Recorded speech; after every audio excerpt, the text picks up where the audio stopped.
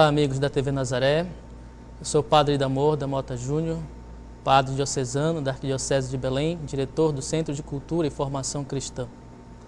Esses dias em que todo o nosso país já celebra o Carnaval, a nossa proposta aqui para vocês, telespectadores, é justamente oferecer uma reflexão sobre um tema que diz respeito a nós mesmos católicos, que diz respeito a nós mesmos cristãos.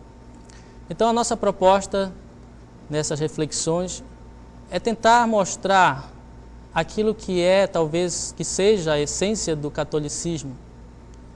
Redescobrir o catolicismo é crucial para nós cristãos, para nós católicos.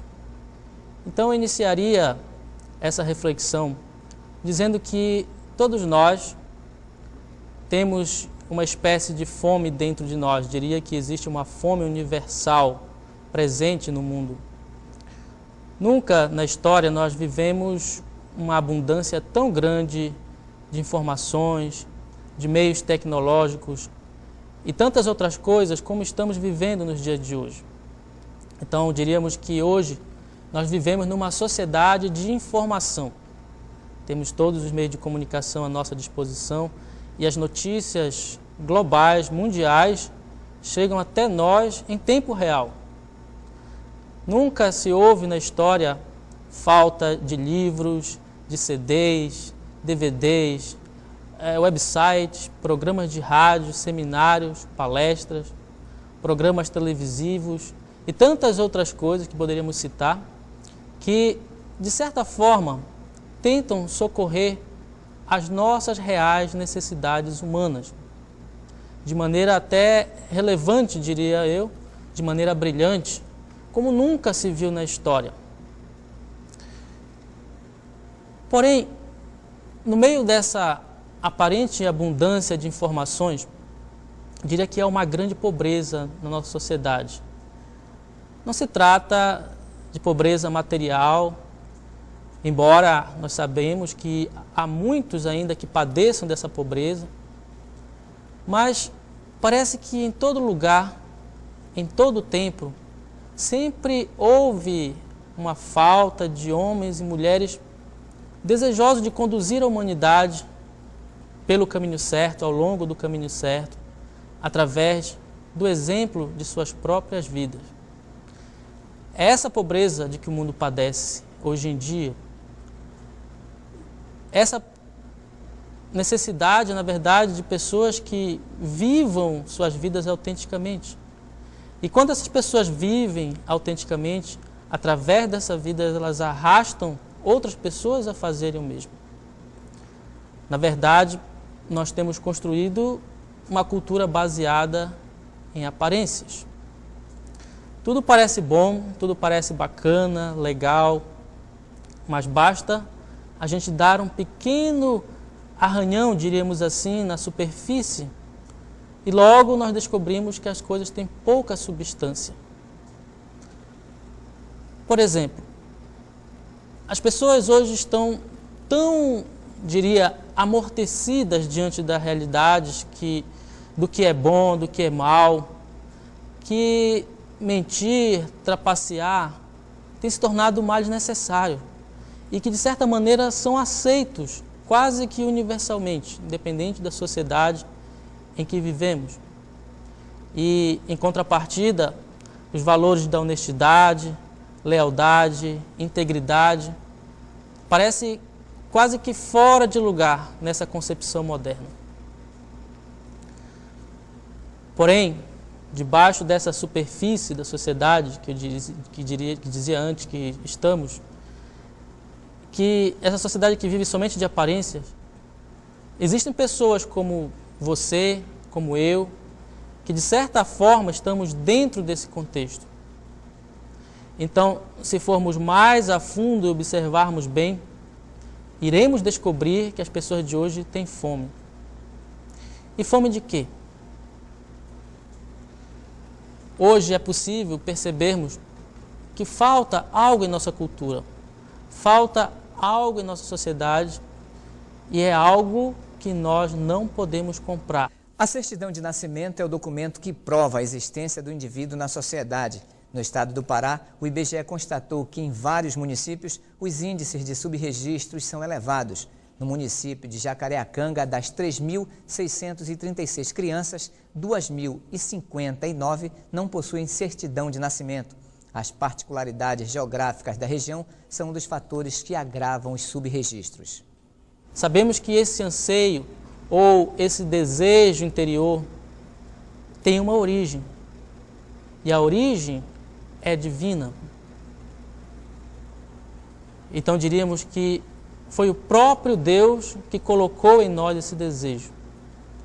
Na nossa linguagem cristã, diríamos que é o Espírito Santo que é a fonte desses anseios e desse desejo, porque foi Deus que colocou, é Deus mesmo vivendo dentro de nós através do Espírito. Então, é a presença de Deus no mais íntimo de nós. E esse desejo, essa presença de Deus é que nos impele para irmos além das preocupações superficiais de nossas vidas, para explorarmos e experimentarmos algo mais profundo. Então, a nossa fome, que eu dizia antes, essa fome universal, não é uma fome de aparências, não é uma fome de superficialidades, é uma fome de algo mais substancial, algo concreto. Nós estamos famintos da verdade. A fome pela verdade e bondade é enorme hoje. E ainda assim, ao mesmo tempo, o cristianismo, particularmente o catolicismo, tem sido largamente rejeitado. A maioria de nós talvez conheçamos pessoas boas, pessoas inteligentes, dignos cidadãos, pessoas educadas, que sempre estão contribuindo com a nossa sociedade. Mas, ao mesmo tempo, essas pessoas parece que não tem nada a ver com o cristianismo. Muitas dessas pessoas que eu referia-me anteriormente, até nasceram e cresceram dentro de uma família cristã. Foram batizados e talvez tiveram uma educação na sua infância dentro da igreja. Mas essas pessoas, hoje em dia, a maioria delas não professam nenhuma religião. Aqui poderíamos fazer muitas perguntas. Será que nós falhamos em engajar essas pessoas em algum trabalho na igreja? Será que a hipocrisia de membros da igreja mesmo afastaram essas pessoas de uma verdadeira experiência com Deus? Nós nos consideramos cristãos porque acreditamos que a vida e os ensinamentos de Jesus Cristo são a personificação da verdade, sinceridade e autenticidade. E, de certa forma, são simplesmente o melhor caminho para se viver. Então, a pergunta é, por que não há mais pessoas abraçando o cristianismo como uma forma de vida? Por que há, na verdade, tantas pessoas tão hostis, tão agressivas contra Cristo e a sua igreja? Uma das respostas que poderíamos dizer, acredito eu, é porque as pessoas hoje acreditam que os cristãos, ou melhor, o cristianismo, e talvez o próprio catolicismo em particular, são apenas parte dessa cultura de aparência e de engano em que vivemos. As pessoas, de certa forma, estão cansadas, estão desgastadas, sobrecarregadas de informação e totalmente tomadas pelo clima social, clima político, econômico que nos encontramos hoje. O que elas estão fazendo é apenas tentando sobreviver. Poderíamos dizer que essa é uma cultura cansada. Estamos vivendo dentro de uma cultura cansada. E essa fadiga cultural que vivemos está, de certa forma, criando uma desesperança na vida das pessoas, na vida de mais e mais pessoas todos os dias. E no meio dessa fadiga e nessa desesperança, essas mesmas pessoas estão gritando por socorro. De alguma maneira, todos os nossos irmãos não cristãos, e mesmo aqueles que não são católicos praticantes, estão enviando uma mensagem de socorro para mim, para você, mesmo sem que eles percebam isso. E essa mensagem que eles nos enviam, ou melhor, dentro dessa mensagem que eles estão nos enviando, tentando nos enviar, há um profundo desafio para mim, para você, para que abracemos uma vida mais cheia de exemplo e dos ensinamentos de Jesus Cristo. De certa forma, se nós pudéssemos decodificar essa mensagem que as pessoas, que a sociedade estão nos transmitindo, nós a ouviríamos da seguinte forma. Essas pessoas nos diriam palavras codificadas.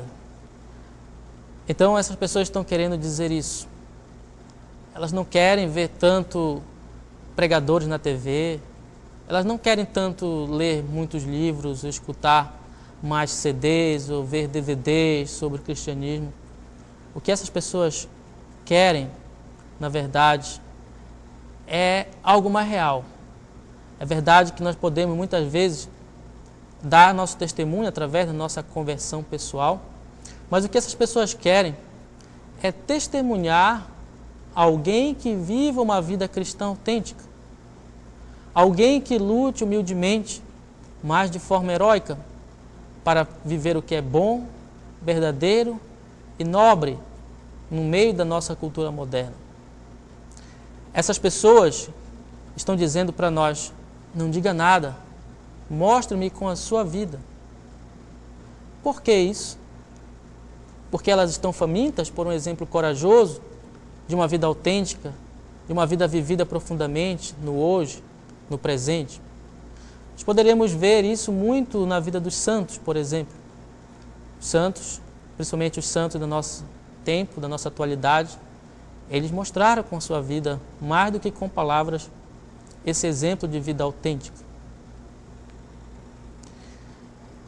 Se as pessoas somente veem em nós os conflitos e as contradições da sua vida, da minha vida, eles sempre dirão: hipócritas. É essa palavra que as pessoas dirão a nós, cristãos, católicos.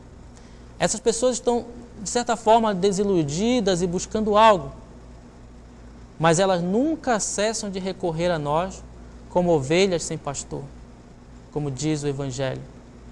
Elas, na verdade, querem ser alimentadas, elas estão procurando ser conduzidas a pastos de bondade, a pastos de compaixão, generosidade, perdão, aceitação, liberdade, de amor. Todos nós provavelmente já ouvimos falar do líder indiano Mahatma Gandhi. E esse grande líder indiano, reconhecido mundialmente, foi uma vez interpelado por um repórter que perguntou a ele o porquê dele nunca ter se tornado um cristão. O fato dessa pergunta é que Gandhi era um grande admirador de Cristo e conhecedor da Escritura. Gandhi respondeu para esse repórter: se eu tivesse encontrado pelo menos um cristão, eu teria me tornado um cristão. De certa maneira, Gandhi também estava dizendo essa mesma frase: não me diga nada, mostre-me com a sua vida. Porque na sua experiência com os cristãos, em sua terra natal, Gandhi nunca encontrou alguém que ele pudesse atestar que de fato aquele era um cristão, aquele era um verdadeiro seguidor de Jesus Cristo. Também existe dentro de nós um desejo de viver uma autêntica vida. Nós não só desejamos testemunhar vidas autênticas, ver pessoas darem sua vida pelos outros, darem sua vida por uma causa, mas nós também, de certa maneira, queremos viver autenticamente. Mas então, o que nos falta para vivermos autenticamente? nós cristãos muitas vezes sabemos a verdade, ou pelo menos temos algo dessa verdade a nosso conhecimento, mas nos falta algo mais. Diria que nos falta disciplina, força de caráter para alinhar as ações de nossa vida com essa verdade. E por causa disso, nossas vidas muitas vezes tornam-se uma mera distorção da verdade que conhecemos e professamos. De muitas maneiras, nossa sociedade é de muita abundância, como dizia antes, mas no meio dessa abundância permanece uma grande fome nas pessoas. Temos, na verdade, uma fome universal por aquilo que é autêntico, um anseio para sermos e tornarmos-nos e experimentarmos tudo aquilo que somos capazes e tudo aquilo para que fomos criados. Dessa maneira, tudo o que é bom no futuro, para nós mesmos, para nossas famílias, para nossas comunidades, para a nossa igreja, nossa nação e para a humanidade, depende do seguimento ou não desse desejo inato que temos dentro de nós. Por isso, irmãos, mais do que nunca, hoje o mundo requer isso de nós, requer que nós vivamos autenticamente aquilo que professamos, e é acreditando nessa nossa autenticidade que também buscamos, é que podemos dar um exemplo, um testemunho vivo para muitas pessoas no mundo de hoje. Que nós, eu, você, possamos também dar a nossa colaboração em buscar viver autenticamente como cristãos, como católicos no mundo de hoje. Agora nós vamos para um breve intervalo e daqui a pouco nós voltamos, dando continuidade a esse assunto. Até breve. Estamos de volta com a nossa programação do Retiro de Carnaval, com a nossa reflexão que outrora começamos. E agora, nesse bloco, gostaria de falar um pouco sobre filosofia. E o que isso tem a ver conosco? Ou melhor, vou explorar um pouco da filosofia contemporânea que vivemos hoje. Todos nós sabemos que os grandes pensadores de todos os tempos, eles têm refletido sobre perguntas universais que afetam toda a humanidade. Perguntas tais como: quem somos nós? De onde viemos? Estamos aqui para quê? Para onde vamos? Qual o melhor caminho para se viver? Todas essas perguntas e muitas outras que poderemos levantar aqui são perguntas pertinentes e fundamentais para entendermos o sentido da vida. Quanto mais as pessoas buscarem responder a essas perguntas de maneira rigorosa e séria, mais vibrante será a nossa sociedade. Toda cultura é o fruto de ideias, é o fruto das atitudes do seu povo. Então essas ideias e atitudes formam nas pessoas e na cultura o que chamamos de filosofias. O que vemos hoje, infelizmente, se olharmos a realidade à nossa volta, o nosso tempo presente, é de uma grande pobreza filosófica. E como resultado, nós vivemos num tempo de tremenda confusão moral e ética. A maneira que nós consumimos informação hoje nos leva a pensar cada vez menos.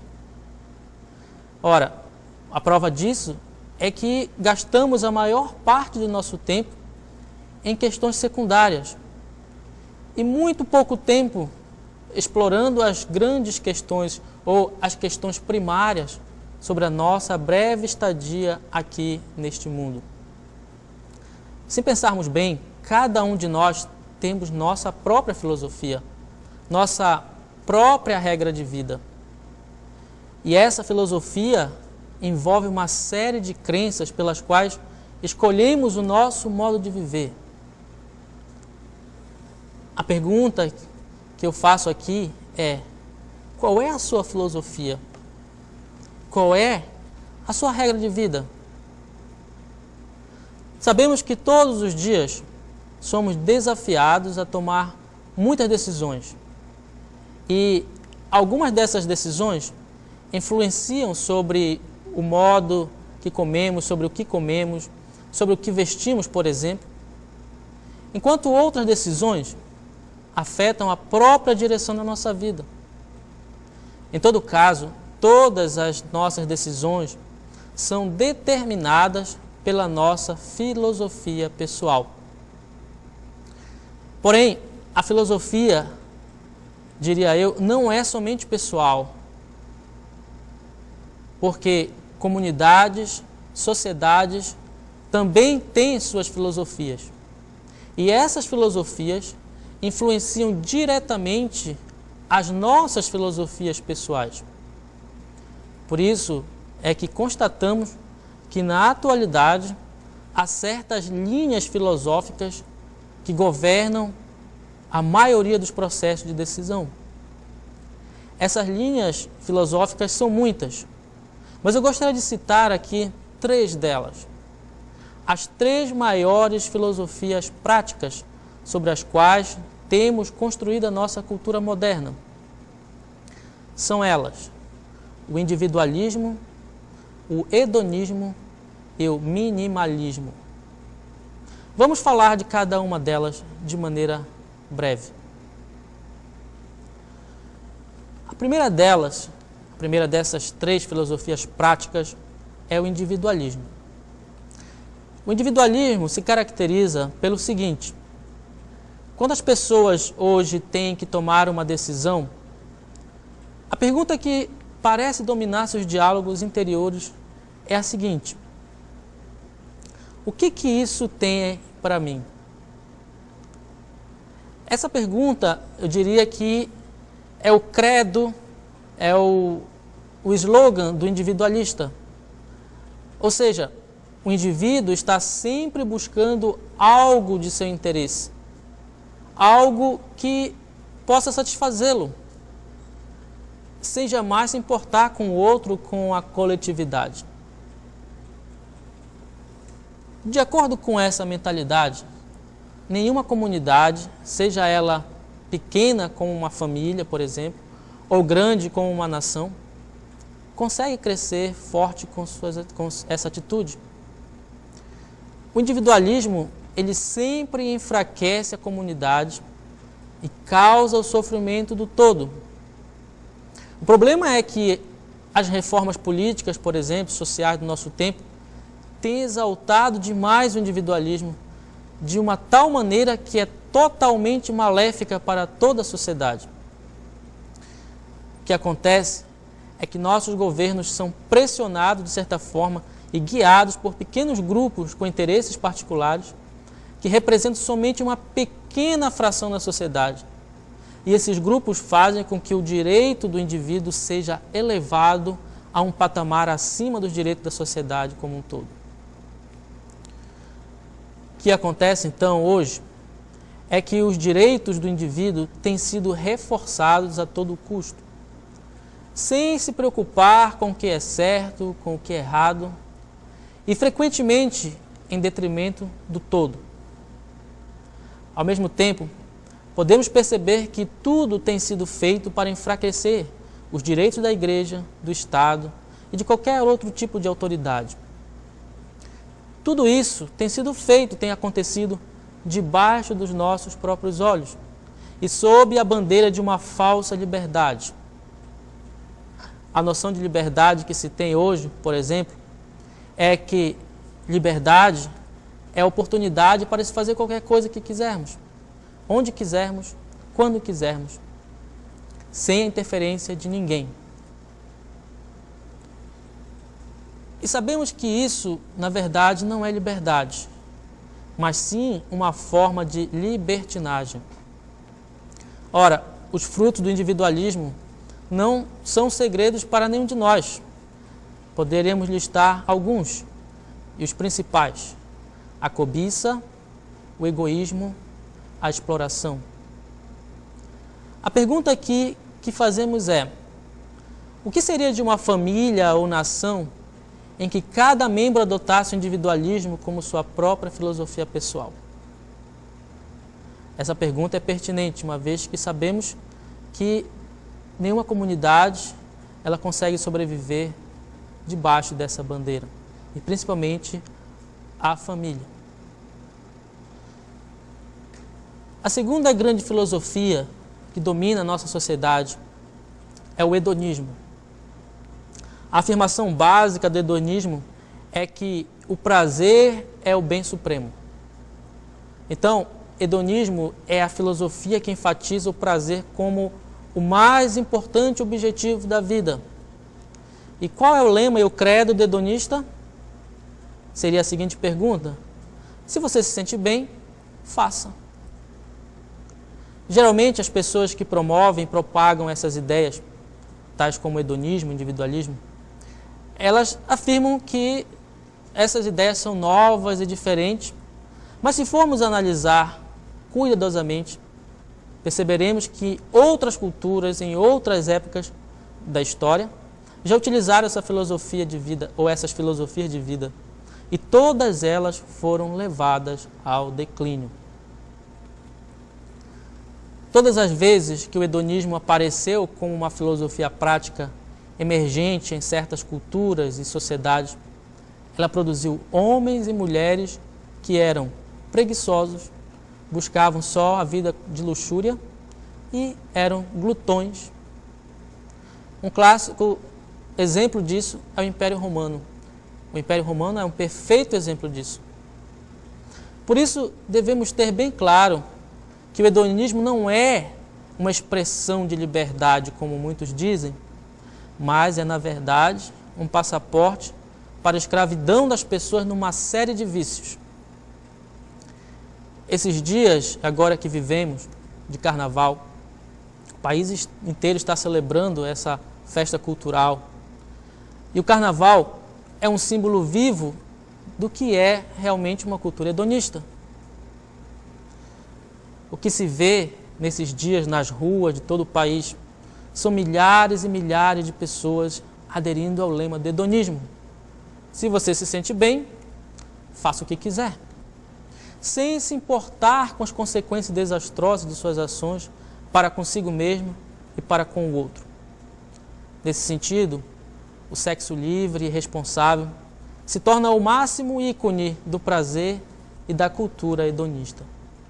É isso que hoje nós estamos vivenciando nesses dias do carnaval. O terceiro marco filosófico da nossa época complementa perfeitamente a ambição do individualismo, a luxúria do hedonismo. Nós chamamos isso de minimalismo. Agora, o lema e credo do minimalista é: qual é o mínimo que posso fazer? A pessoa minimalista, ela está sempre buscando fazer o menor esforço, receber a máxima recompensa. Perguntas que geralmente as pessoas fazem nesse sentido são: qual é o mínimo que tenho que fazer para manter meu emprego? Qual é o mínimo que tenho que fazer para conseguir notas razoáveis na escola?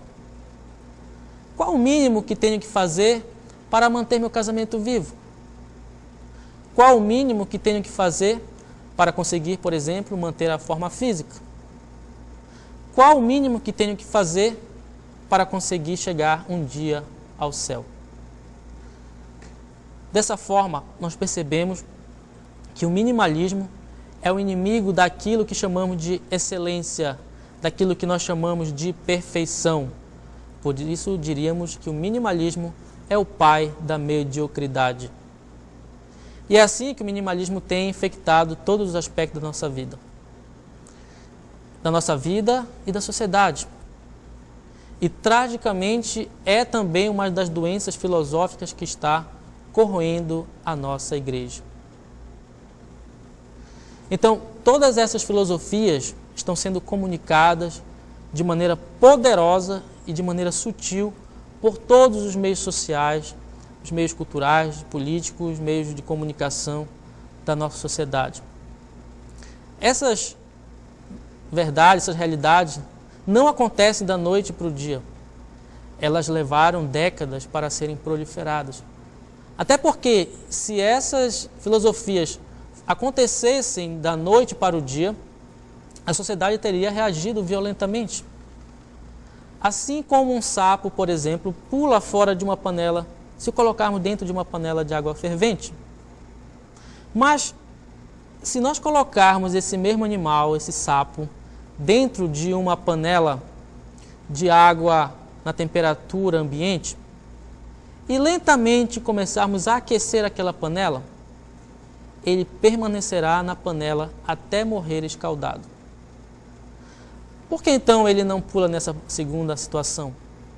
Porque o sapo é um animal que tem a capacidade de ajustar-se rapidamente à temperatura do ambiente. Dessa maneira, ele não percebe que a água está aquecendo até o ponto em que seu organismo não suporta mais. Por isso ele morre na água quente. Isso tem acontecido também conosco. Durante décadas, essas filosofias têm sido implantadas gradualmente, sem que as pessoas percebam que a temperatura está aumentando a níveis mortais. Em outras palavras, estamos nos acostumando a essas filosofias de morte. Por esse motivo, não deveríamos ficar surpresos com o crescimento radical da promiscuidade sexual, de crimes sexuais hoje, ou a manipulação cultural e destruição da unidade da família, ou a destruição gradual dos valores familiares na nossa sociedade moderna. Não deveríamos ficar surpresos com o nível alarmante de corrupção na política e em outros setores.